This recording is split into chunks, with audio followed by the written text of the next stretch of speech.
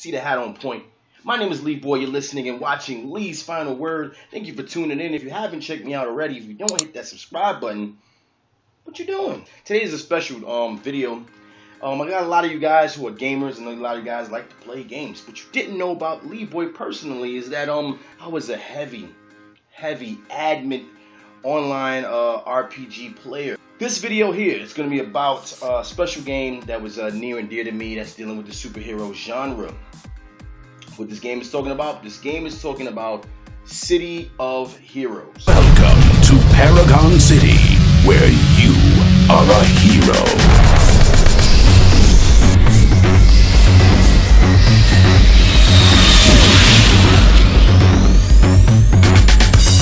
On April 27, 2004, Cryptic Studios released City of Heroes, a mmorpg published by the Dark Overlords over at NCSoft. This was the first superhero-based MMO game of its kind. This game came out before World of Warcraft, and it was a comic book lover's wet dream. City of Heroes is true to its title. The game takes place in the fictional city of Paragon, where destruction from an alien invasion has made the city and the areas around it broken and riddled with crime. Players were able to create any superhero they could think of through archetypes, which were very similar to a typical RPG game, but with a comic book twist. I mean, literally, you was able to make any character you want. You had different archetypes, and those archetypes are as follows. You had the Blaster. It's like a long-range power user. Think of Cyclops and Firestorm. You had the Defender. Defender was more like a support class healer dealing with buffs and that nature. Think of somebody like Sue Richards or somebody like Green Lantern. Then you had just Scrapper, basically a brawler. Your DPS class. Think of somebody like Wolverine or Batman. Then you had Tanker. There's not much that need to be said about that. Do you really want me going? Do you really want me going on Tanker? Do you really want me to explain to you what a Tanker is? Fine, since you twisted my arm. Tanker is somebody like Superman or the Incredible Hulk. Someone that's going to soak up all the damage for the team, and basically they're going to be the one standing with the healer. Now, the game also includes power sets, which actually is sort of like your origin or how your character got their powers. The power sets were natural, then you had magic, then you have science, then you have mutation things. You know what mutation is. Do I really got to go explain mutation is? Next clip. Then we had technology. So when I mean that you can really make any hero you want, I literally mean you can make anybody. No, seriously, anybody. So you don't believe me that you can make anybody you want. Is that wasn't enough proof for you? How about this as proof? Marvel themselves actually sued NCSoft and Cryptic Studios because guess what? You can make anybody you want. People were making such beloved characters such as Wolverine, the Hulk, and Spider-Man, to name a few. But what Marvel did get past was the fact that the people that are playing the game can no longer use names, copywritten names. They couldn't make copywritten characters. Flag, the thing would get flagged, so you couldn't do that. So in a sense, they won in that sense, but they didn't really get any money out of it. Oh no, the game was still going. Character creation system was still on and popping. Now, here's the ironic thing. In 2005, you had Cryptic Studios get offered by Marvel to make them a game. Yes, right. You heard correctly. They sued them, and then came back and asked, could you make us a game? Like, we know we tried to sue you and everything, but you know, what y'all got going on over there is nice. Could you make us a game? And sure enough, in 2005, Marvel and Cryptic Studio were actually working together to create a game. That game got scrapped because Microsoft said that, and I quote, they would be unable to compete with the current MMO market. We're talking Marvel here. We're talking City of Heroes, Cryptic Studios, who made City of Heroes. And mind you, at that time, City of Heroes was the only superhero MMORPG at the time. But Microsoft just up and thought that they couldn't compete.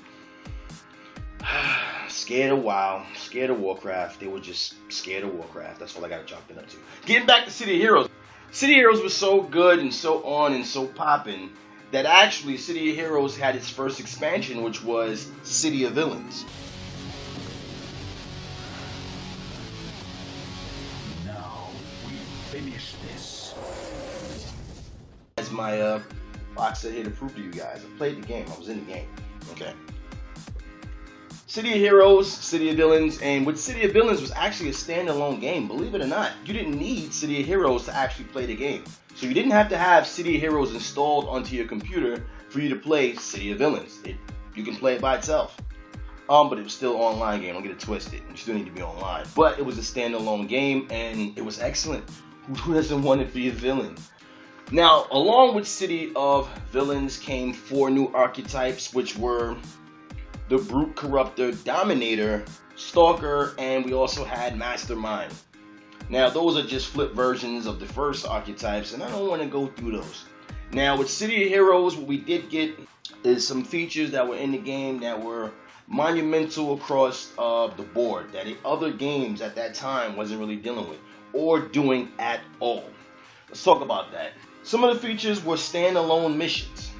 Now, the standalone missions were you were able to go to your contact, grab a mission, and go into a building, and the layout and the display would be different than someone else who got the same exact mission. The layout was different, the map was different, and you can go back in and do the other person's mission. And guess what? You didn't need a whole team. You talking about solo? Listen, you can solo this whole game through, but where's the fun in that? But also at the same time, you can also grab your friend and go inside and have a long mission together. Standalone missions made it so that you didn't have to wait for a group. You didn't have to sit there and say, hey, I need somebody to come help me. Or, hey, I need to join a group. Or, hey, let's go kill something. You can literally just get your mission and go by yourself. Badge collecting. Now, with the badge collecting, normally with badge collecting and certain things, you badge collect stuff and there's no reward to it. With this, badge collecting was hella fun. Because when you got certain badges and when you got these certain things, it actually unlocked new skills, costume pieces, abilities, weapons, all kinds of stuff. So it made hunting for badges really unique and really fun. Next, one of the most, I would say, revolutionary things that the game had on itself was the Sidekick system. That's right, the Sidekick system. Now with the Sidekick system, wait for it. The Sidekick system had it where you would get in the game, you just started, your friend had the game for like a week, he's almost max level because he's grinding, but you just started. You're at the bottom of the totem pole, but you want to play with your friend because he's higher level than you. Guess what? You're on the same team, y'all group together, and he sidekicks you. What does that mean? You become his sidekick. No, like a normal comic book. You would be his sidekick, and what that would do would bring you down a couple of levels underneath him. You wouldn't be his level, but your character would be bumped up as if you're underneath his level. I think 2 or 3 levels underneath him. And what happens is now, if he's level 20, you'll be like level 17. And guess what? Or level 19, I forgot, level 18. I know it was like 3 levels or something like that. But basically, you're underneath him in level. So now you're able to go and do missions with him because the computer and the AI will recognize you not as level 1, but as what? Level 17, level 18. So you're able to get in there, power level, and then they introduced the reverse to that, where you can be high level and come down and play with your friends and get bumped underneath your friend. So no matter how you put it or how you flipped it, you was able to play with your friends no matter what level, what class, or whatever they were doing. That was excellent, and they were the ones to do it first. Next, we had Supergroups. Supergroups would fully, now listen to this, guys, if you haven't played this game came with fully customizable bases, headquarters, and hideouts that the players made themselves. Let me say it to you again. Fully custom, and when I mean fully customizable, I mean you control what you put in your base, your headquarters, your hideout, whatever.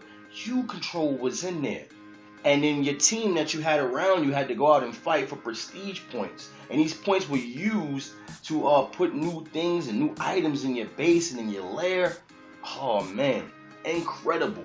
Fully customizable. I mean fully customizable. You start off with a little plot. You get more prestige, buy a bigger plot, and then you can put more stuff in there.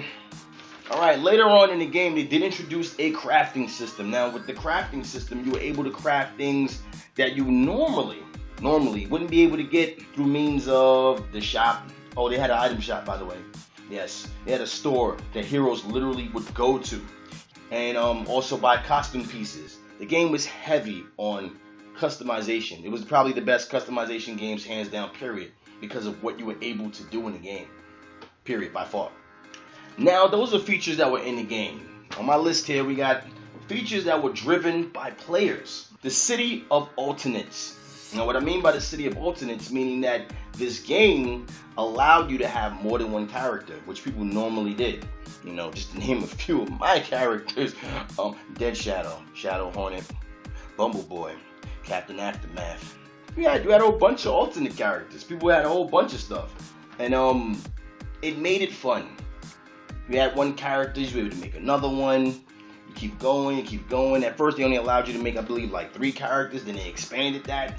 Then they seen that the customization was really big and started doing more with that. So the City of Alternates, because people had way more than one character. Way more than one. Another feature that was driven by players was role-playing. Another thing was that was driven by players were costume contests. That's right. We had costume contests. We had costume contests. And with the costume contest, we used to line up right there in Atlas, line right up along the big statue that hanged out outside, and line up and have someone that had a whole bunch of money to give out and would give out millions, hundreds, to a character that looked the best to them. Let's see here. What happened to me? I died. I got married. I was the leader of a supergroup and a villain group. Yeah, pretty much. Okay. So you was able to do a whole lot of things, and then you had other people that would role play with you with their characters, and all through game, you sitting there fighting the bad guys, and your dialogue is going across the screen, and you would say stuff that your character would say in character. And you had Supergroups. I mean, I was part of an X-Men group before the game even launched. Oh, that's right. I forgot to tell you guys. I baited this game. I actually beta tested this game. Me and my man Kruger actually beta tested City of Heroes before it even launched. We were part of the beta team. So you can thank us beta testers for pushing the game along, because it was a character contest. It was a costume contest on who looked it better. And my goodness, you see everybody come up and would just stand in a line showing off their best costumes. And we're talking anything people could think of and imagine was there. And it was just wonderful. The creativity, which moves on to the next thing that was driven by players. Creativity. Now with creativity comes a whole bunch of stuff, because names were taken. Let's understand this. When the game first came out, people flooded to this game, and they took a lot of good names. So if you tried to call yourself, let's say, Rainbow, you couldn't name yourself Rainbow because it was already taken. You couldn't name yourself Dash. It was already taken. So a lot of good names were taken, which allowed people that really had creative minds and creative thinking to come forth and bring forth a whole bunch of new names and new looks and new characters, which was beyond anything I think even the developers could even dream of, because it was insane the amount of creativity people had in putting their costumes and their names and their storylines. You would click on a person's head and then a box would pop up and give you a rundown of the person's biography because they put it in there. We're talking about lines upon lines. Like, this person literally thought of this whole thing out and had a backstory. I had a few of those. But that's just the amazing thing about City of Heroes, that were driven by players. The last thing that was driven by players was the community. Can't stress this enough. The community. The community of this game was probably the best community, hands down, of any other game to date. And I probably put that up to anything. City of Heroes till this day is still being mourned by a lot of people who used to love this game and really wanted to come back. And outside of the game, you had a lot of things going for it. Here's one of the things that was going for it was the fact that it had a community that was dedicated to a wiki page that dealt with their actual characters off the game. You had people that would draw characters for other people. You had people that would dedicate whole forums to the game. You had people that would chat with each other through headphones, acting out the characters. Instead of typing it, they would say it on headphones. It's crazy. You also had contests where people had a contest for the best looking character, and City of Heroes at one time actually had a comic book and had a thing that where if you won it, you would be able to get your character in the comic book. Alright, sadly, despite of all that, City of Heroes did close its doors due to the overlords at NCSoft in November 30th, 2012. They shut the doors on City of Heroes for it to not be open again. NCSoft right now, I believe, is in holds of the intellectual property of City of Heroes, so no other people can actually gain the rights to it right now. We do have games like Valiant Online, which is coming out soon, and we also have City of Titans. We do have games out like the new Marvel game that's coming out. We have DC Online. We also have Champions, actually made by Cryptic Studios, who were involved with City of Heroes, but it's still not the same. City of Heroes was the first of its kind. There will be no other game like it, and there will be no other game to really come close to it to give it that same exact feel because of what City of Heroes did for its time. We can only move forward, and hopefully that one day, maybe one day, there's a sequel made, or hopefully one of the successors that come out actually lives up to the quality of City of Heroes. Was it a perfect game? It was damn near. It really was damn near. I played a whole bunch of multiplayer online games, played them, left just to come back to City of Heroes. That's how good this game was. This day, even though you got a lot of games that's out now, and this game, mind you, this game was released in 2004, people still talk about it as the best and greatest MMORPG of the superhero genre ever. Hands down. This is my tribute, personal tribute to City of Heroes. I thank you guys for checking me out. My name is Lee Boy. Check me out on Facebook at Lee Book. That's right, Lee Book. That's right. It's my damn page. I name it what I want. But go check me out on Lee Book. That's on my Facebook. Go check me out on Twitter. If you like this video, if you're a City of Heroes fan, if you ever played the game before, leave a comment. Okay? Hit that subscribe button. I'm going to have some more stuff coming out soon. And I thank you guys. I'm at 400 subscribers. I'm over that a little bit. We're trying to get to 500. I'm on the road to 500 before the end of the year. Can we get that? Can we get there? Can we get to 500? Can I get to 500 before the end of the year? Once again, my name is Lee Boy, aka Dead Shadow, aka Shadow Hornet, aka Captain Aftermath on the Virtue server. A whole bunch of other aka names that I had when I was playing the game. Once again, my name is Lee Boy, and you've been watching Lee's Final Word. And oh yeah, don't you sit there, say something. And I'll catch you on the next one. Crazy life, this life, this life.